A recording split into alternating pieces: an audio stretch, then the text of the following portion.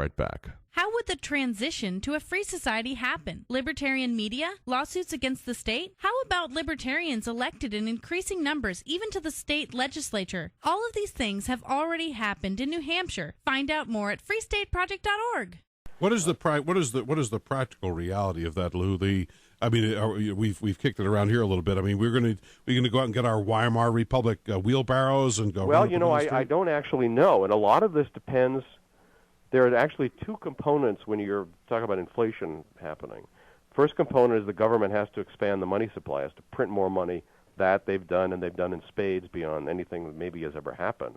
But the other component is we, as the consumers, if people figure that prices are going up and are going up in a crazy way, then prices will go up in a crazy way. So I don't actually know. In the Weimar period, for a long time, prices went up less than the amount of money creation they were doing. Then towards the end, prices were going up much faster than the money creation. So it's actually a psychological phenomenon. I would guess that we're going to see inflation rates above 20%. So that's going to be, and it could be worse than that. Yeah, it could be Weimar. I mean, it looks like they're copying Zimbabwe there in Washington. Yeah, all those zeros. I heard some lady, a pro-Obama person on TV the other day, when she was faced with a question, which of course we know we just went through a crisis characterized by crazy borrowing and crazy lending. How come they're trying to stimulate crazy borrowing and crazy lending? Indeed. And she says, look, debt makes the world go round. No, debt doesn't make the world go round. Production makes the world go round. If debt went the world, they'd be all prosperous in Zimbabwe. Debt doesn't. It only takes when they express these crazy Keynesian ideas in normal language. It's easy to say, of course, that it's entirely nuts. Of course. So, does 20% work and production, savings, and investment make the economic world go round? Indeed. Not debt. Does 20% that neighborhood, does that qualify for the hyperinflation label? Well, normally it would be, yes, it would. Now, it's also possible you can't actually do a mathematical, you can't say the money supply went up this much, therefore the so-called price level is going to go up by this much. It's actually possible that we could be faced with 40 or 50% inflation rate. Whoa. Well, and at that point, they put on price and wage controls like Richard Nixon did. Yeah, and that worked out well. And then, of course, there are shortages. And then you have food lines and that kind of thing. And all of a sudden, this is third world banana republic USA. So there's no telling what these creeps in Washington are capable of doing to us. Indeed. Well, I'm going to hold off on my Happy Days Are Here Again version for just a moment. Lew Rockwell is my guest. You can find him at lewrockwell.com. You can find him at the von Mises Institute, all online, all linked at our website, WSBD.com.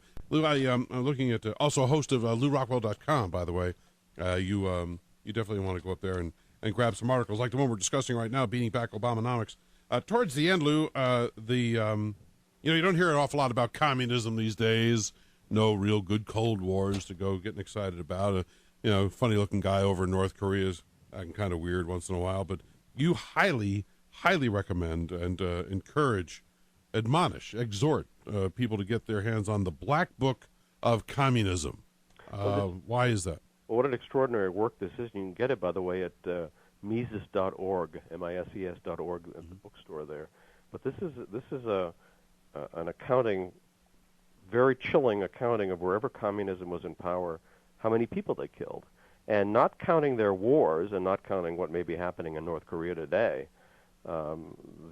We can put against communism's account the figure of 100 million people in the 20th century.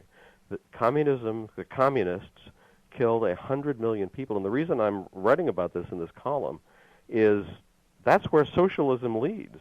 And it seems like people within the Obama administration are already jettisoning some aspects of Keynesianism, as bad as Keynesianism is, and I certainly want to see it jettison, but replacing it with talk about right socialism, of nationalization and of other socialist forms. And as Ludwig von Mises showed, these kinds of systems are not stable. They're always because when the government intervenes in the economy, it always makes it worse.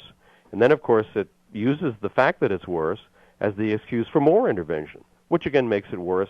and they're heading towards socialism. And I'm saying that the end of the road of socialism is communism. And maybe people have forgotten, especially maybe some younger people in this new century, exactly what happened in that last century. So this book, you can pick it up. You can read about various countries. It's extremely well written, obviously ultra well documented. And I might add that the figure of 100 million victims, again, not including people killed in their wars, just civilians killed by their own governments, who might have opposed, who belonged to the wrong class, or whatever. 100 million dead, that's a very conservative figure. It probably was significantly more than that. You've been listening to The Lew Rockwell Show, produced by LewRockwell.com, the best-read libertarian website in the world. Thanks for listening.